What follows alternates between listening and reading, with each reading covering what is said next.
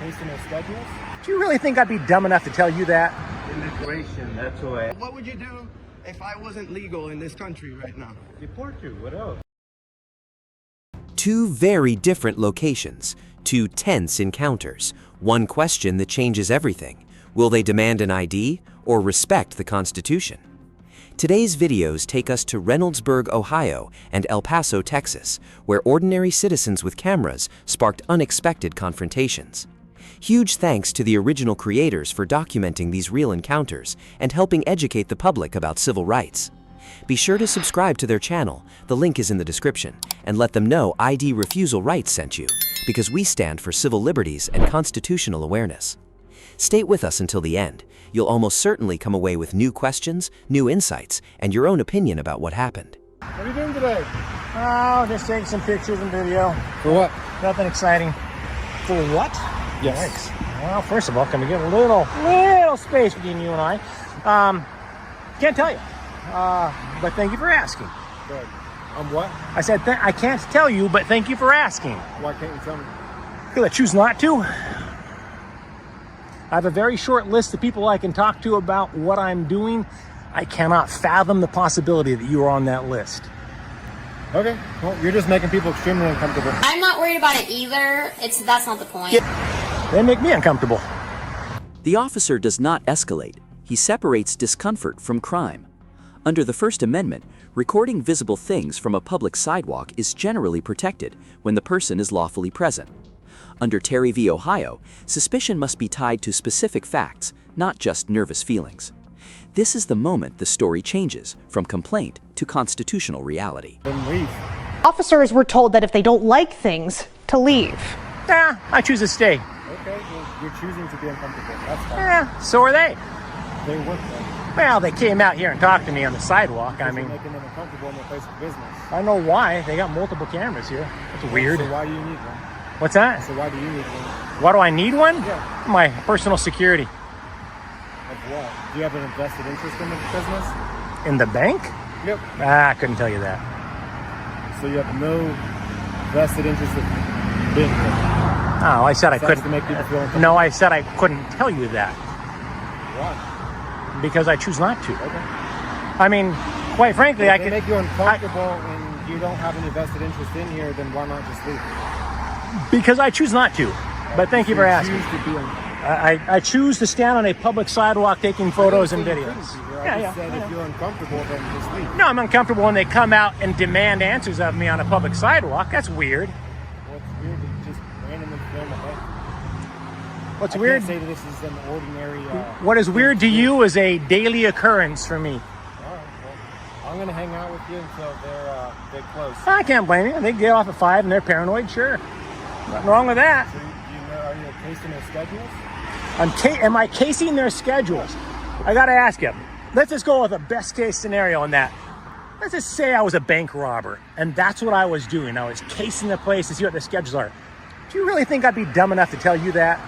Here, the officer tests the bank robbery theory directly. The auditor does not confess, explain, or provide personal details. Under Hybel v. 6th Judicial District Court, ID requirements depend on a valid investigative detention and state law.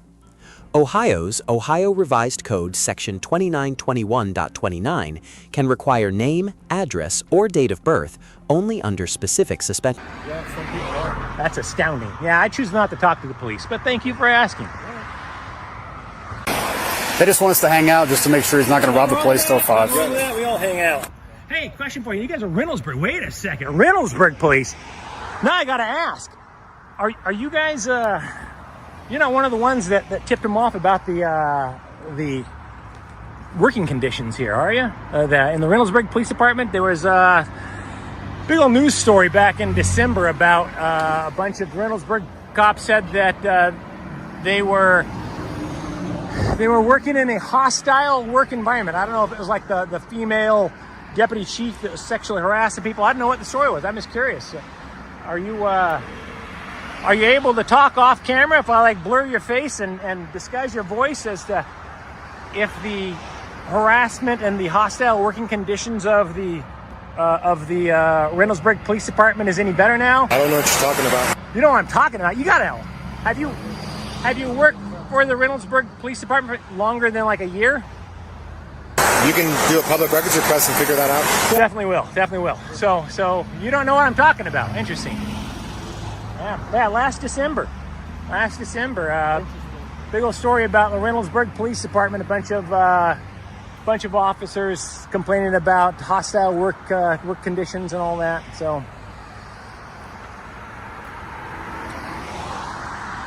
I mean, if you're gonna stick around for a while, you may as well chat about that. Chat about what? So you don't want to talk about that? Talk about what? You don't know anything about it? That's crazy. I can't imagine you haven't heard about it. The big thing is in the news. Whatever you said wasn't in the news. NBC4 investigates exposed allegations of a hostile work environment at the Reynoldsburg Division of Police. Well, all right. Yeah, it was all over the news. Hostile work conditions in the Reynoldsburg Police Department. The first encounter ended with officers choosing not to escalate, even while questions and suspicions remained. But what happens when the next confrontation begins with an immigration agent instead? Different location, different agency, yet the same question returns. Where do constitutional rights meet government authority? I'm asking you. Well, I don't have to. Are you illegal? I don't have to answer that. Okay. Sir, what country are you a citizen of? None of your business. Okay. Hey. Camera down. Can't be taping up here. Who says that? Huh? Who says? You see the TSA? What if I pull out the TSA rules right now and it says otherwise? Security administrative. I'm allowed to film here. Okay, let me bring the cops. Are you a cop? Who are you? Who are you? I'm immigration, that's why. Oh, you're immigration. Oh, guys, look who's here. Orale. Well, what would you do if I wasn't legal in this country right now? Deport you. The question arrives fast, but the answer doesn't. The conversation turns on whether a person must identify their immigration status during this encounter.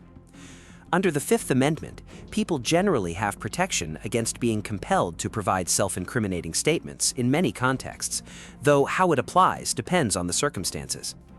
Federal immigration law can involve different legal authorities than an ordinary police stop, making the facts of the encounter especially important. What else? So how can you...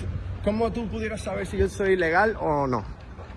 ¿Cómo podrías saber? Ahora mismo. How would you be able to know if I'm legal or illegal right now? I'd ask you. So if I tell you I'm not, what would you not do? what? That I'm not legal in the country, what would you do? I'd arrest you. Immediately. Well, no, I'd ask you. Why aren't you? Let me see your documentation. What if I say no? No? Yes. So you're telling me you're illegal? I'm asking you No, what we no, you just told me that. You said, what if I tell you I'm not illegal? That's are it. Are you telling me you're illegal in this country? Did I use the word if or not? No. That's why I'm asking you. Well, I don't have Are to. you illegal? I don't have to answer that. Okay. Sir, what country are you a citizen of? None of your business. Okay. Hey. What's that? Did you see the video? Of the Border Patrol? Yes. No, I can't see the video. Oh. But I did call the Border Patrol supervisor. Okay. They're not on property, they're on property. Okay. They should be headed over here shortly. They're going to call me back when they're on the way. Awesome. So because they are United States Border Patrol, they don't work for the El Paso Police Department, the city of El Paso, or the airport. Gotcha. So they're an entire federal entity of their own. Their supervisors will come out and meet with you. Okay, awesome. Thank you so much, Flores and Hamilton and Jason. Shout out to Jason. What's your last name, brother? Cartwright. Awesome. So, guys, I was doing the First Amendment audit over here, and the immigration guy walks up, tells me I can't film, goes against TSA rules. I told him, what if I show you the TSA rules and they say I could film? You're not supposed to film. I'm calling the cops. He comes down here, and I'm like, so you're not a cop. You have a firearm. Who are you?